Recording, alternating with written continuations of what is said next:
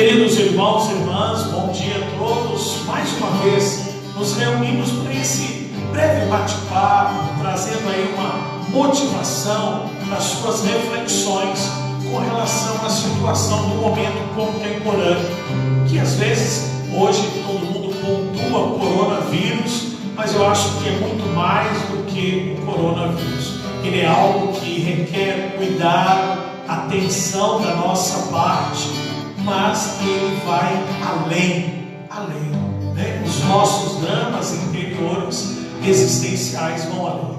E no improviso com responsabilidade, nós temos a alegria de receber o Dr. Geraldo Lacerda, psiquiatra, terapeuta, especialista em desenvolvimento de pessoas.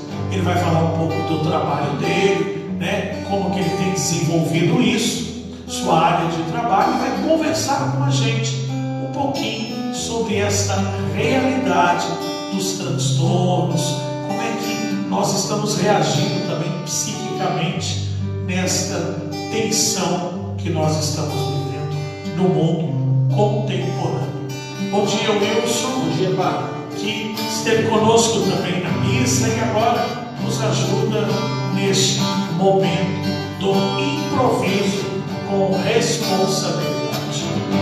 O acaso vai me proteger enquanto eu andar distraído. O acaso vai me proteger enquanto eu andar distraído.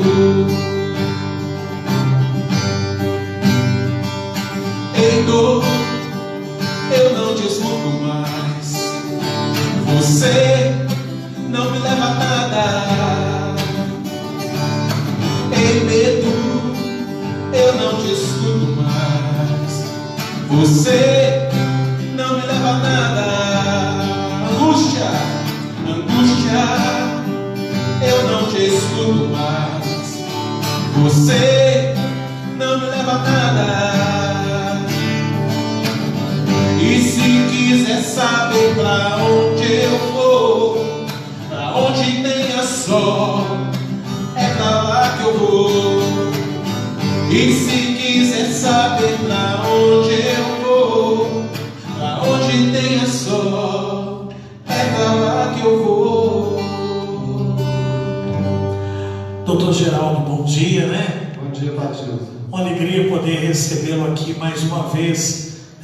Eu digo mais uma vez, gente, porque o doutor Geraldo já esteve aqui na nossa comunidade, conversando com a gente. Ele nos dá aí o socorro no projeto Poço de Jacó, quando nós precisamos, e a gente corre atrás dele, diz assim: doutor, socorre a gente, porque a graça supõe a natureza. Muitas coisas que chegam aqui para nós, que o pessoal diz que é só espiritual, a gente percebe que precisa de um cuidado natural, humano, existencial, que vai além do espiritual. Aí a gente tem que recorrer ao apoio dos psicólogos, também, né, dos terapeutas e dos psiquiatras, que nos ajudam a caminhar. Doutor, como é que o senhor está vendo esse momento agora e o ser humano como um todo? Eu não sei, como eu disse na apresentação, o coronavírus, ele é uma realidade que demanda cuidado, atenção, mas os nossos dramas, eles já vinham antes.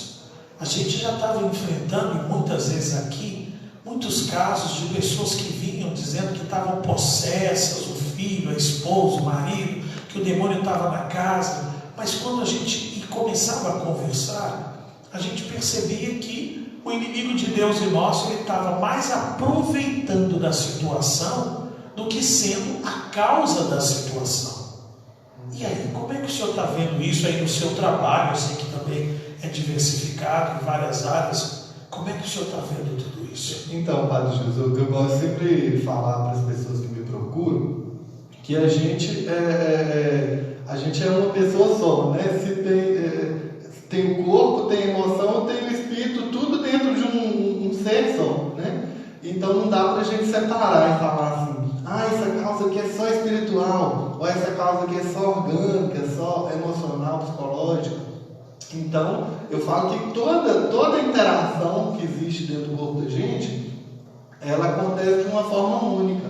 Então, se a gente tem alguma questão psicológica, é lógico que ela afeta nosso espiritual, é lógico que afeta a nossa fé, é lógico que afeta as nossas questões mais transcendentes, né? Ao mesmo tempo que afeta também nosso corpo, né? Deixa a gente às vezes indisposto, deixa a gente desorganizado. Então a gente, enxergando a pessoa como uma pessoa só, né? Como a gente de fato a gente didaticamente pode separar. Essa é uma questão mais espiritual, essa é uma questão mais psicológica, essa é uma questão de um tratamento mais orgânico, né? Mais físico. Mas no real, está tudo junto, né? E misturado. Então a gente precisa de enxergar esse ser como um ser humano, né? Que é um ser que também é divino e que também é orgânico, e que também é afetivo, emocional. Então é assim que eu faço a minha abordagem, sabe? Então, quando essa pessoa chega para mim, é lógico que eu vou entender qual que é a parte afetiva que está machucada, né? Onde que tem aqui aquela dor, né? Que a gente precisa de cuidar. Eu vou entender também se precisa ou não de uma medicação que vai tratar a questão física, né? O corpo, né? Porque o medicamento ele vai atuar no cérebro, por exemplo, né? Então, atuar nessa questão física. E sempre esse suporte também de acolher, de ajudar a pessoa, às vezes, depois de superar esse primeiro momento que é mais dramático na vida da pessoa, quando ela tem uma questão, uma irrupção assim, de uma doença mental, né, de um transtorno. Depois desse primeiro momento, eu vou, né, ajudar essa pessoa a tornar a vida dela também, né, com mais sentido, né? Para ela ter mais esperança, para ela ter mais compaixão, porque essas sensações, esses sentimentos mais grandiosos, assim, eles trazem mais saúde a longo prazo para a gente, né? Então, tanto do ponto de vista preventivo, é importante a gente cultivar essas sensações, quanto do ponto de vista de um foco, de uma abordagem mais ampliada, né? Porque se a gente foca só na mudança de um comportamento, na mudança de um afeto, né, que está lá o medo, alguma coisa nesse sentido, e não traz um sentido de vida para essa pessoa, não traz um propósito de vida, a gente também pode estar correndo o risco desses sintomas voltarem um tempo mais para frente, né? Então o tratamento ele tem fases, assim, né? Depende de aonde que a pessoa chega para a gente, né? E o que a gente aos poucos pode ir alcançando, né? E nesses tempos que a gente está vendo assim, de coronavírus, né? Eu acho que uma das coisas que mais tem pesado, junto com o medo, né? Que é o medo é um sentimento direcionado para um objeto, né? No caso, o medo do adoecimento, o medo do coronavírus, né? Tem também essa angústia, que é essa sensação mais vaga, assim, que não tem um objeto propriamente dito. E além disso, a gente tem a desesperança, né? Porque a gente está meio sem saber quando que isso vai acabar, né? Qual que é o prazo desse acontecimento trágico que o mundo está passando por ele. Então isso gera muito essa sensação de desesperança, né?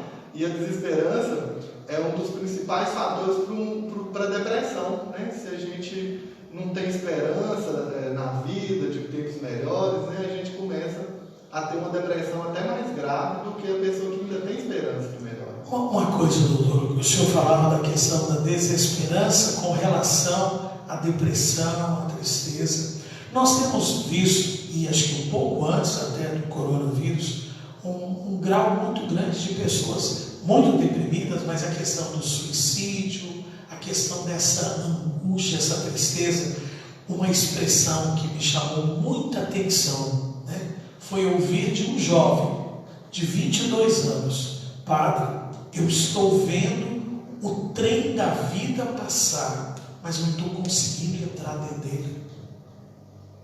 Então isso já era uma realidade de tensão que assim a gente estava constatando na humanidade como um todo. A gente que sai para pregar aqui e ali, você chega nas cidades, quando você senta para ouvir, fala assim, gente, mas eu não saí de casa. O problema só mudou de endereço. Como é que o senhor estava lidando com isso? Como é que o senhor vê essa realidade, dessa angústia, que até afeta muitos jovens, né? Assim, eu não consigo, eu estou vendo o trem passar, ele tem noção de que o tempo está passando, de qualquer coisa, mas ele não se lança, ele não consegue entrar, ele não consegue ter uma esperança, até mesmo um projeto de vida. Eu falo que se a gente olhar para a realidade mesmo, a gente vai ver que a gente tem um lugar de segurança, um lugar de bem-estar, né? A realidade mesmo, ela não é tão ruim, mas a gente pinta ela, às vezes, né, como um lugar muito ruim, assim, né, como acontecimentos muito ruins, acontecimentos muito trágicos. E aí essa forma individual de enxergar a realidade é que pode fazer com que a pessoa venha a se sentir tão ameaçada, se sentir tão desesperançada, e como se ela não desse conta de se lançar na vida, né, de estar presente no mundo, né? Então é a forma da gente ver a realidade que está machucando tanto, né, cada um de nós. Porque se a gente pensar, a gente não sai na rua e é assaltado o tempo inteiro. A gente não está passando fome, né? A maioria de nós, né? Algumas pessoas até estão, mas não é a maioria de nós. Para a gente pensar na quantidade de transtorno mental que tem, e eles não estão só direcionados à classe mais pobre, à classe mais carente e vulnerável socialmente. Né? Não tá ali só, está em todas as classes.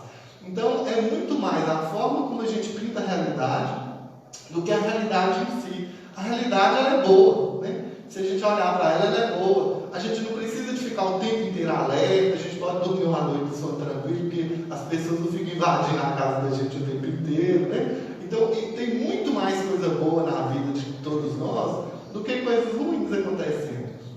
Então, se a gente olhar com carinho para a vida, a gente vai ver que a vida é segura, que a vida é boa, que a gente tem muito mais oportunidades de ter relações positivas do que negativas com as pessoas. Então é a nossa forma, a distorção que a gente faz da realidade. O que eu estou trazendo para a frente da minha tela mental que está me fazendo enxergar só isso que eu estou trazendo para frente, que às vezes é uma coisa ou outra ruim que está acontecendo na minha vida, diante de um fundo que tem tanto de coisa boa.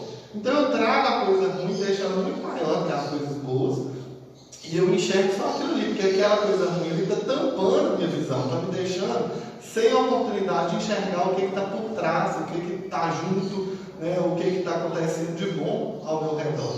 Então é essa forma de distorcer a realidade que muitas vezes faz a gente enxergar uma catástrofe maior do que de fato ela é, né? O coronavírus está aí, é uma realidade, né? É perigoso, né? Tá nesse mundo com coronavírus. A gente não pode estar dizendo simplesmente, e daí? Não pode estar dizendo simplesmente e daí. Tem uma realidade aí. Mas a gente também não precisa de desesperar por causa disso. A gente só tem que se cuidar, né? E viver na vida. E quando a gente enxerga isso como uma oportunidade de rever a nossa própria vida, porque quando a gente está, igual esse rapaz que você acabou de falar, né? Que não está enxergando como que ele entra dentro do trem, que a vida está passando e ele não sabe entrar dentro do trem, ele não está no momento presente, ele deve estar num momento de que, ou no passado ou no futuro, porque a vida dele, no presente, ela está acontecendo agora.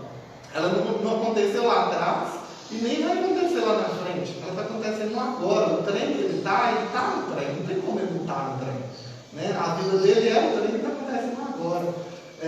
Então, se ele olhar para a vida do momento presente, ele vai perceber que tem muita coisa boa acontecendo na vida dele e que no passado pode ter acontecido alguma coisa ruim, pode, mas aconteceu coisa boa também porque ele chegou até aqui, né? E o futuro é um resultado das ações dele do hoje também.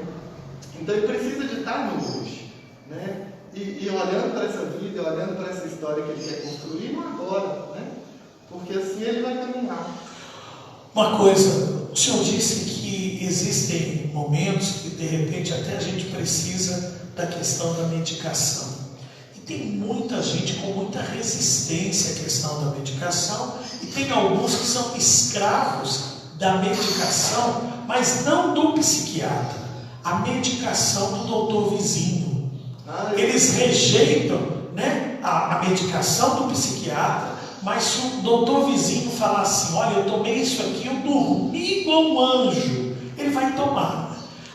Eu estava muito triste, eu tomei isso aqui, resolveu, ele vai aceitar. Mas do psiquiatra ele tem dificuldade, ele fala, eu não quero ter esse negócio de ficar tomando remédio, eu vou viciar, eu vou ficar dependente, né? Eu até brinquei na missa, doutor, que tem o tal do doutor Jantomão, que ele começa, toma o remédio 2, 3 dias e diz assim, já tomamos, para, por conta própria. Como é que fica também nessa realidade do medo, das coisas, quando eu chego no momento que eu preciso de uma bengala, né, de um suporte, e que seria a medicação? Como me portar diante disso? Eu até vi um outro programa que vocês fizeram falando bastante sobre isso, né? É interessante que esse tema, ele é um tema que precisa de voltar, né, pai? Porque as pessoas de fato têm muito essa coisa de buscar o vizinho para poder se medicar, né? E isso é muito perigoso. Como também elas, diante de um tratamento, elas tomam decisões sozinhas sem consultar o médico, né? Quando a gente vai fazer uma consulta, a gente vai pedir a opinião do outro, né? E junto com o outro a gente vai traçar um tratamento, né?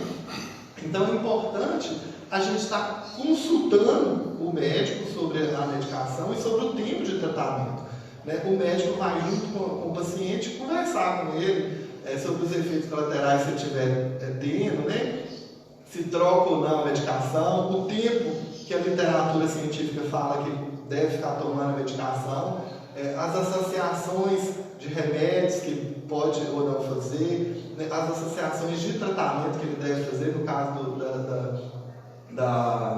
dos transtornos mentais, né? É importante a gente associar sempre com uma psicoterapia, né? Porque a literatura fala que se a gente usar só medicação, a chance depois, quando o tratamento medicamentoso acabar, eu precisar de fato de voltar a usar o remédio depois de um tempo, é muito maior quando eu faço uma terapia psicológica, né? Então, isso é importante a gente ter esse vínculo com o médico, né? E estar sempre discutindo o tratamento com o médico. Quando o paciente toma a decisão sozinho, ele tem todo o direito de tomar a decisão sozinho, né? Porque a vida é dele, o corpo é dele, a mente é dele, mesmo que ele entre em sofrimento, né? Ele tem todo o direito. Mas ele está assumindo essa doença em vez de assumir a saúde, né? Quando ele busca um profissional preparado para poder auxiliar em direção à saúde, ele vai negociar com esse profissional a melhor forma de se cuidar, né? E a partir daí ele vai, de fato, ter um tempo definido, né, de terapêutica medicamentosa, um tempo definido de acompanhamento, talvez na suspensão do remédio, né, para o médico ir vendo se ele está bem ou não, até a alta completa, né? Porque eu sou do tipo de psiquiatra que eu falo assim, não, meus pacientes recebem alta de fato, porque às vezes, dependendo do psiquiatra também, pode ser que o paciente não receba alta nunca, né? E fique tomando medicação para o resto da vida. Como muitos terapeutas também, né? Que você já tem 30 anos que eu faço terapia. Então assim, eu acho isso complexo também. Assim, é lógico que tem casos que vão precisar de uso de medicação, né, para o resto da vida, mas não são a maioria dos casos, né? Muitos dos casos que a gente pode atender, a gente de fato pode propor o fim do tratamento medicamentoso. O problema é que, dependendo se o paciente se engaja de fato com a psicoterapia, se ele se engaja de fato na sua melhora, se ele faz as mudanças necessárias, né, ele vai de fato conseguir um tratamento que tem fim.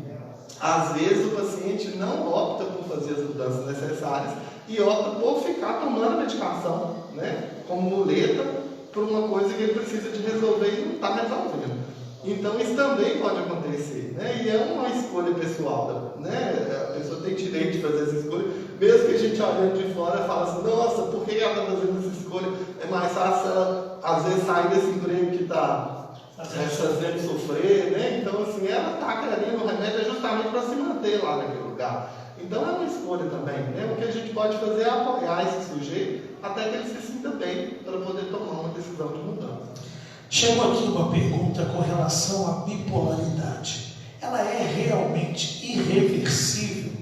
E qual a causa na maioria dos casos? Em psiquiatria, a gente nunca define causa, a não ser o transtorno de estresse pós-traumático, que tem uma causa definida. A pessoa passou por um assalto muito violento e aí ela passou a desenvolver sintomas típicos de depressão, por exemplo, né? Mas que são, a gente diagnostica como transtorno de estresse pós-traumático nesse caso, que tem uma causa definida para aqueles sintomas.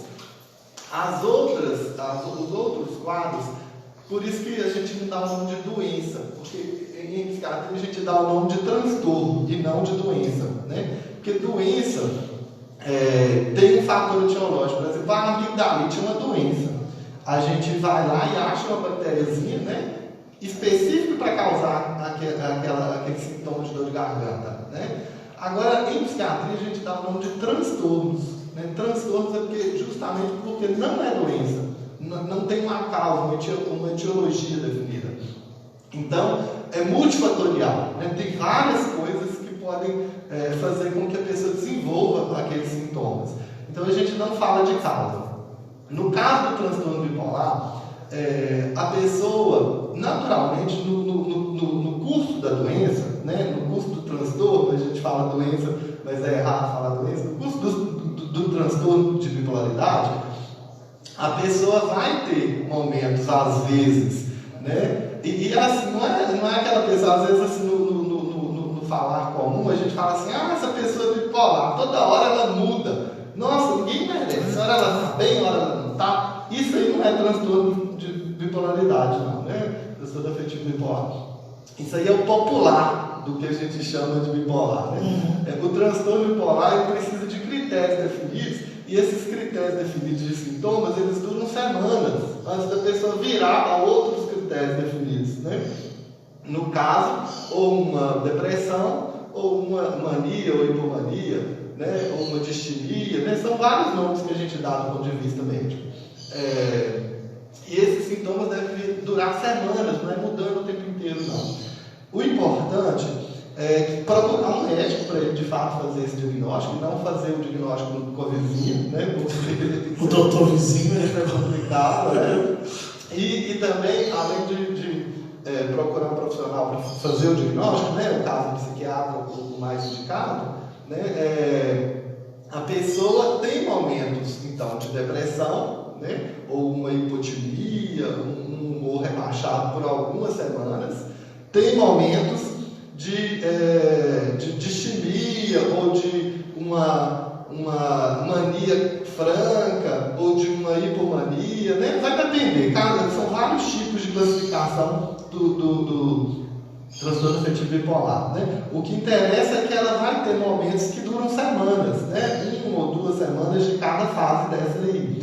E pode ser que ela tenha intercalados, ou entre esses momentos, ou depois desses momentos que a gente chama de eutimia, que é de um estado normal de humor, né? Então, essa pessoa, nessa fase de eutimia, ela não está com sintomas depressivos nem sintomas de mania, hipomania. Não tem sintoma psicopatológico aparecendo, de doença aparecendo, de transtorno aparecendo ali, né?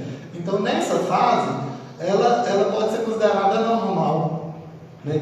O que a literatura fala é que quando a pessoa não está em uso de medicação, ou não está em acompanhamento psicológico, ela vai ciclar entre essas fases de uma forma mais intensa e mais frequente, né? Então ela vai ficar deprimida uns 3 meses, depois ela pode ir para uma fase de agitação por algumas semanas, depois ela pode ir para uma fase de eutimia, e isso ela vai fazer esses ciclos aí várias vezes no ano, por exemplo. Então a vida dela vai ficar muito conturbada. E quando ela está aderida a algum tipo de acompanhamento, algum tipo de tratamento, ou medicamentoso psicoterápico, ela vai ciclar menos. e pode ser que ela nem fique, que ela fique bem a maioria do tempo dela durante o ano. Então ela vai conseguir levar a vida dela de uma forma mais normal possível, né? E aí é importante a gente só diferenciar que os transtornos psiquiátricos, a maioria deles, no caso da bipolaridade, é mais frequente que a gente precise de ficar usando medicação contínua, né? Mas em alguns casos a gente pode, né, ter períodos de suspensão da medicação. Isso aí o acompanhamento é que vai definir, né? Desde que essa pessoa esteja em psicoterapia, muitas vezes, né? É o acompanhamento que vai definir caso a caso. Mas quando a pessoa ela de fato tá bem, muitas vezes ela não vai precisar do uso da medicação. Pode ser que com, né, a conversa do médico dela, o médico vai poder diminuir a medicação, usar doses mais baixas, ou às vezes até suspender a medicação e fazer essa pessoa em psicoterapia, acompanhamento apenas, né? Então vai sempre depender de caso a caso. O que mais depende? Não é isso mesmo. E agora, já caminhando aí para o nosso teto, que eu falo que cada vez mais a gente vai compreendendo que a gente precisa de mais tempo, né? Até o senhor já respondeu com relação à medicação, quando o senhor fala dessa questão do acompanhamento, né? Porque as pessoas querem sempre saber quanto tempo só que tem que tomar, quanto tempo, quanto é que eu vou ficar tomando. Aí cada caso é um caso, cada pessoa, uma pessoa. Mas para encerrar, o senhor comentou e eu queria que o senhor pudesse nos dizer o efeito desse olhar a pessoa como um todo e ao mesmo tempo como cada um, né?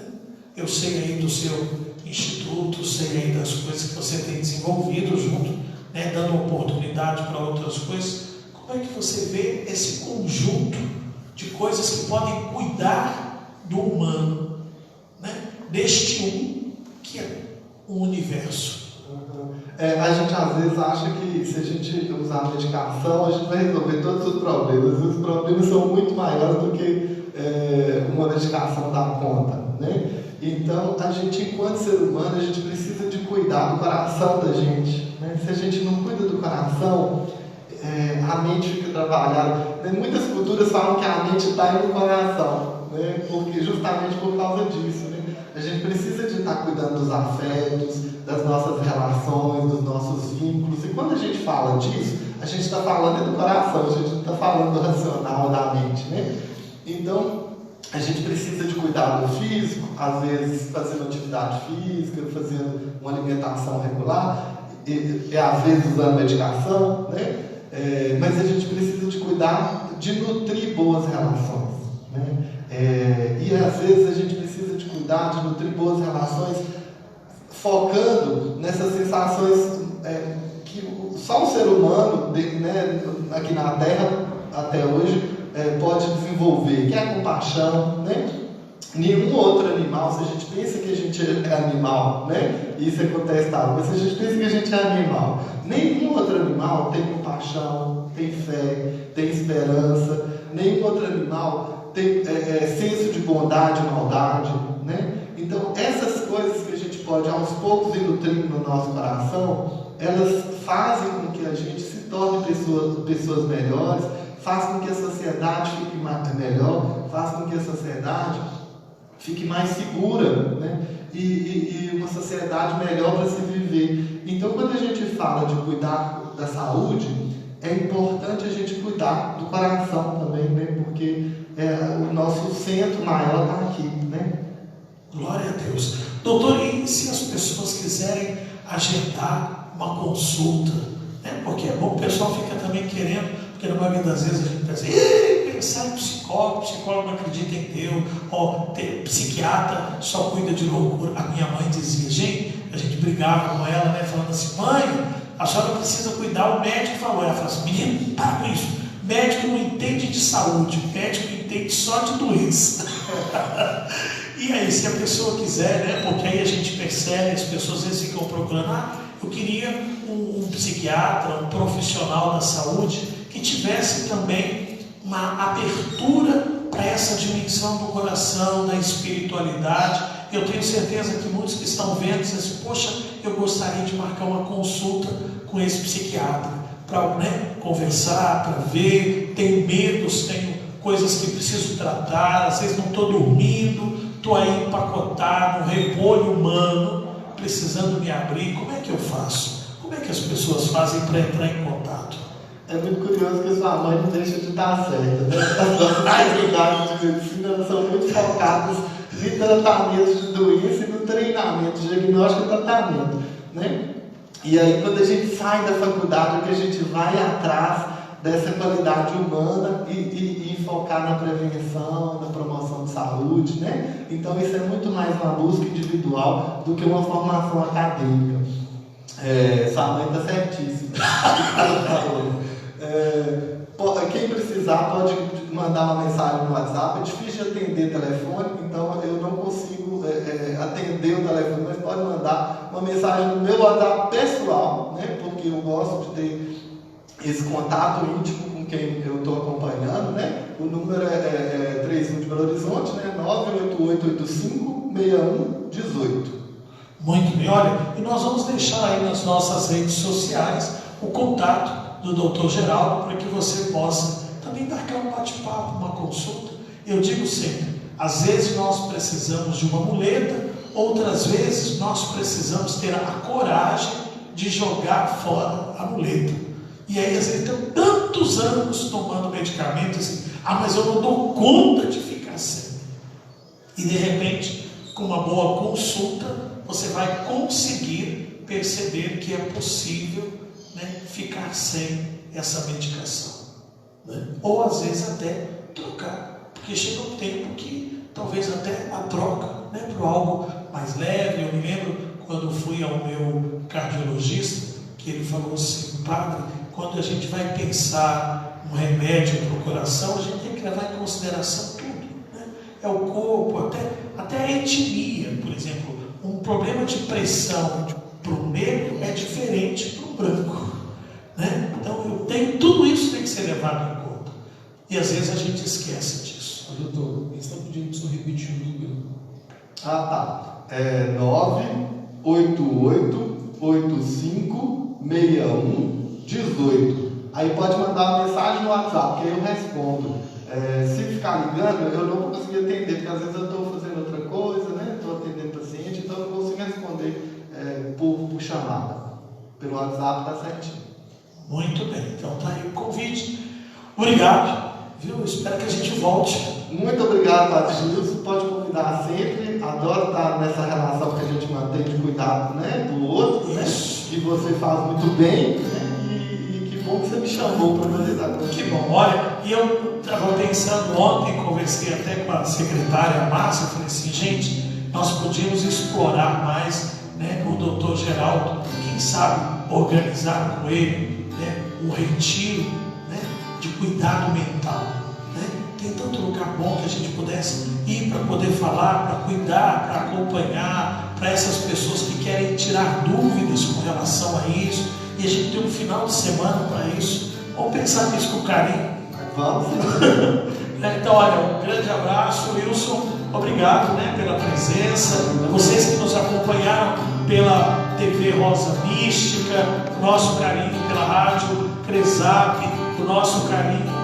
Grande e forte abraço. Amanhã nós vamos ter aqui uma pessoa também que faz parte do nosso convívio aqui na Cresap, que é o Fabílio. O Fabílio é um jornalista e que criou o Jaraguá em Foco, que traz sempre matérias belíssimas. Como dizem os jovens, ele tem uma pegada bonita com relação à comunicação.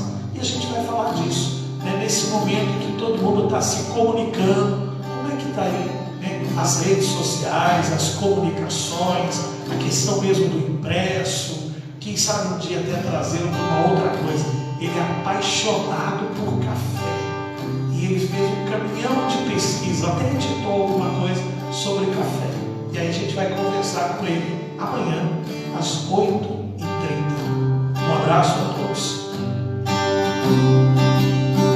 Reitor, eu não te escuto mais.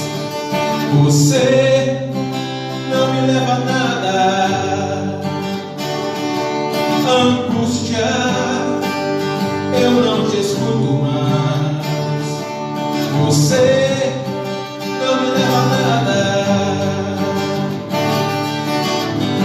se quiser saber pra onde eu vou, pra onde tenha sol, é pra lá que eu vou. E se quiser saber